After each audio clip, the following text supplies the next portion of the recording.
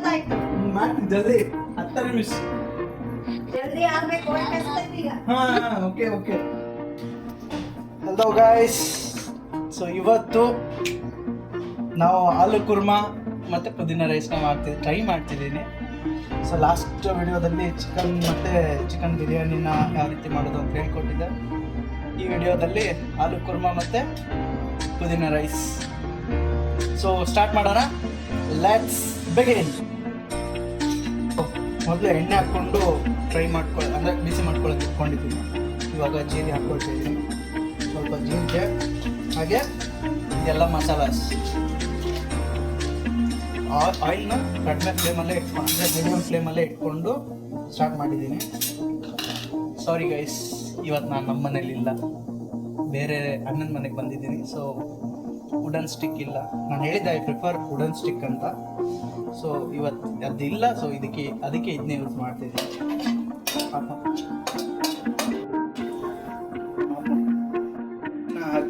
ಇವಾಗ ಈರುಳ್ಳಿನ ಹಾಕ್ತಿದ್ದೀನಿ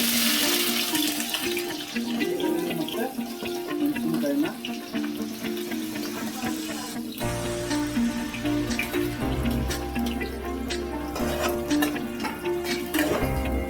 ಈರುಳ್ಳಿ ಒಂಚೂರು ಬ್ರೌನ್ ಕಲರ್ ಆಗಿ ಫ್ರೈ ಆಗಲಿ. ಸೊ ಅದಕ್ಕೆ ತನಕ ಹೈ ಫ್ಲೇಮಲ್ಲೇ ಇಟ್ಕೊಂಡು, ತುಂಬ ಹೈ ಫ್ಲೇಮಲ್ಲೇ ಇಟ್ಕೊಂಡು ಫ್ರೈ ಮಾಡ್ಕೊಳ್ಳೋಣ. ಸೊ ಅದನ್ನೆಲ್ಲ ಅಂದರೆ ಈರುಳ್ಳಿದೆಲ್ಲ ಹಸಿ ವಾಸನೆ ಹೋಗ್ಬೇಕು. ಸೊ ತುಂಬ ಹೈ ಫ್ಲೇಮಲ್ಲೇ ಇಟ್ಕೊಂಡು ಫ್ರೈ ಮಾಡಿ.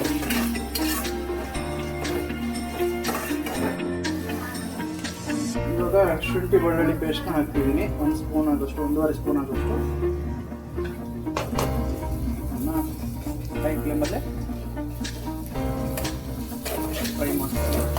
ಇದ್ರದ್ದು ಅಷ್ಟೇ, ಹಸಿ ವಾಸನೆ ಎಲ್ಲ ಹೋಗೋ ತನಕ, ಈರುಳ್ಳಿ ಬ್ರೌನ್ ಆಗೋ ತನಕ. ಇವಾಗ ಚೂರು ಕರಿಬೇವು ಹಾಕ್ತಿದ್ದೀನಿ ಮತ್ತು ಟೊಮೆಟೊನ ಹಾಕ್ತಿದ್ದೀನಿ.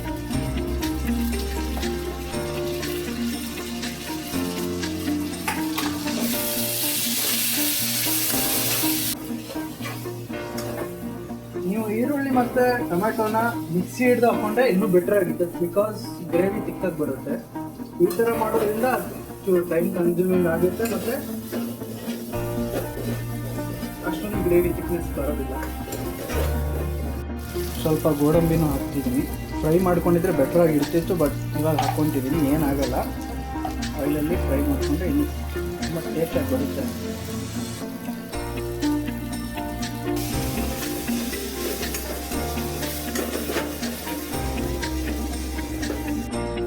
ಇದು ತುಂಬ ಪೇನ್ ಆಗ್ತಿದೆ.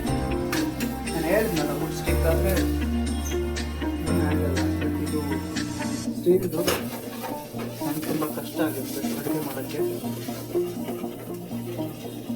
ಸೊ ಈ ಥರ ಕ್ರಷ್ ಮಾಡೋದ್ರಿಂದ ಗ್ರೇವಿ ತುಂಬ ಚೆನ್ನಾಗಿ ಬರುತ್ತೆ. ಈ ಥರ ಕ್ರಷ್ ಮಾಡಿ ಫುಲ್ ಸ್ಮೂತಾಗಿ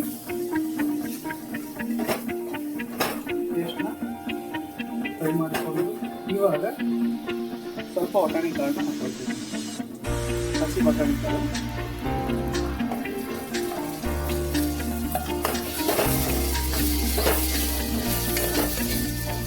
ಒಂದು 2 ಸ್ಪೂನ್ ಆದಷ್ಟು ಕೊಬ್ಬರಿ ಹಾಕ್ಕೊಳ್ತಿದ್ದೀನಿ.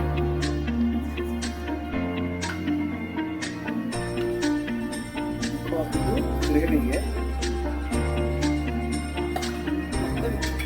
ಮೊಸರನ್ನ ಹಾಕ್ಕೊಳ್ತಿದ್ದೀನಿ. ಇದೊಂಚೂರು ಥಿಕ್ನೆಸ್ನ ಜಾಸ್ತಿ ಮಾಡುತ್ತೆ.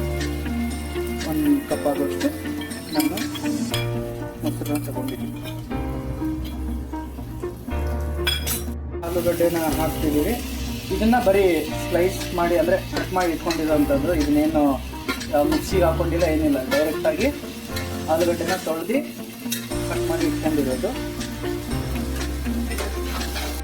ಸ್ಪೂನಷ್ಟು ಅರಿಶಿನ ಹಾಕ್ತಿದ್ದೀನಿ.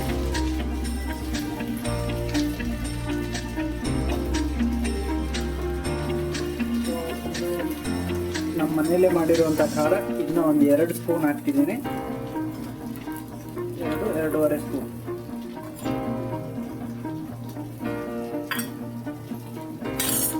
ಇದು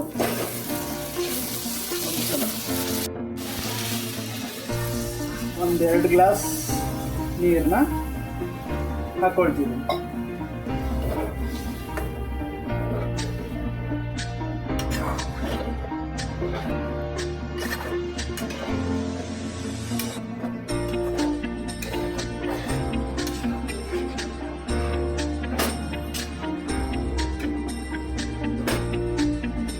ಹಾಕ್ಕೊಂಡಿಲ್ಲ, ನೀವು ಉಪ್ಪನ್ನ ಆಗಲೇ ಹಾಕ್ಕೊಳ್ಬೋದಾಗಿತ್ತು, ಬಟ್ ನಾನು ಹಾಕ್ಕೊಂಡಿದ್ದೆ, ನಾನು ಬರ್ತದೆ. ಇವಾಗ ರುಚಿಗೆ ಎಷ್ಟು ಬೇಕು ಅಷ್ಟು ಉಪ್ಪನ್ನ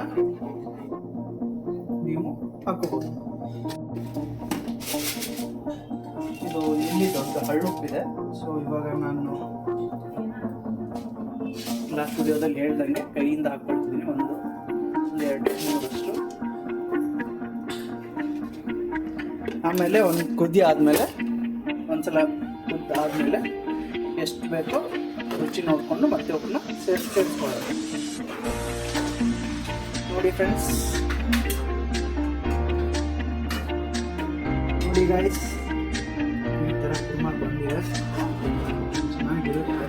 ಈ ಥರ ಮಾಡ್ಕೊಂಡ್ರೆ ಆ್ಯಂಡ್ ನೀರನ್ನ ಸ್ವಲ್ಪ ಜಾಸ್ತಿನೇ ಹಾಕ್ಕೊಳ್ಳಿ, ಯಾಕಂದರೆ ನಾವು ಆಲೂಗಡ್ಡೆನ ಕುಕ್ಕರಲ್ಲಿ ಬೇಯಿಸ್ತೀವಿ ಇರೋದ್ರಿಂದ ಇದು ಬೇಯಬೇಕಾಗುತ್ತೆ ನೀರಲ್ಲಿ. ಸೊ ನೀರನ್ನ ಒಂದು ಜಾಸ್ತಿ ಹಾಕ್ಕೊಳ್ಳಿ, ತುಂಬ ಚೆನ್ನಾಗಿ ಬರುತ್ತೆ ಈ ಥರ ಮಾಡ್ಕೊಳ್ಳೋದ್ರಿಂದ. ಸೊ ಇದನ್ನ ಒಂದು ಕುದಿಬೇಕು. ಯಾರಿಗೂ ಅರ್ಥ ಆಗ್ತಿಲ್ಲ, ಒಂದು ಎಸಿನ ಕೊಡಿಸ್ತಿಲ್ಲ ನಮಗೆ, ತುಂಬ ಬಡವರು. ನೋಡಿ ಫ್ರೆಂಡ್ಸ್, ನೋಡಿ ಇವಾಗ 2ನೇ ಕುದೀತಾ ಇದೆ. 3 ಕೊತ್ತಂಬರಿನ ಹಾಕ್ಕೊಳ್ತಿದ್ದೀನಿ. ಇವಾಗ ಚಿಕ್ಕಾಗಿ ಗ್ರೇವಿ ಬಂದಿದೆ, ಸ್ಮೆಲ್ಲು ಕೂಡ ಹಂಗೆ ಇದೆ. ತುಂಬ ಚಿಕ್ಕಾಗಿ ಗ್ರೇವಿ ಬಂದಿದೆ, ನೋಡ್ತಿರ್ಬೋದು ಈ ಥರ ಬಂದಿದೆ. ಸೊ ಇವಾಗ 1 ಸ್ಪೂನು ಉಪ್ಪು ಹಾಕ್ಕೊಂಬಿಡೋಣ. ಸೊ ಉಪ್ಪ ಹಾಕ್ಕೊಂಡಾದ್ಮೇಲೆ ಅದನ್ನ ಫ್ಲೇಮ್ನ ಆಫ್ ಮಾಡಿಕೊಂಡ್ರೆ ತುಂಬ ಚೆನ್ನಾಗಿರುತ್ತೆ. ಸೊ ಇವಾಗ ಒಂದು 2 ಟೇಬಲ್ ಸ್ಪೂನ್ ಆಗೋಷ್ಟು ಉಪ್ಪು ಹಾಕ್ಕೊಂಡಿದ್ದೀನಿ. ಸೊ ಇವಾಗ ಫ್ಲೇಮ್ನ ಆಫ್ ಮಾಡ್ತಿದ್ದೀನಿ. ಆಫ್ ಮಾಡಿ ಮುಚ್ಚಿಟ್ಬಿಡೋಣ.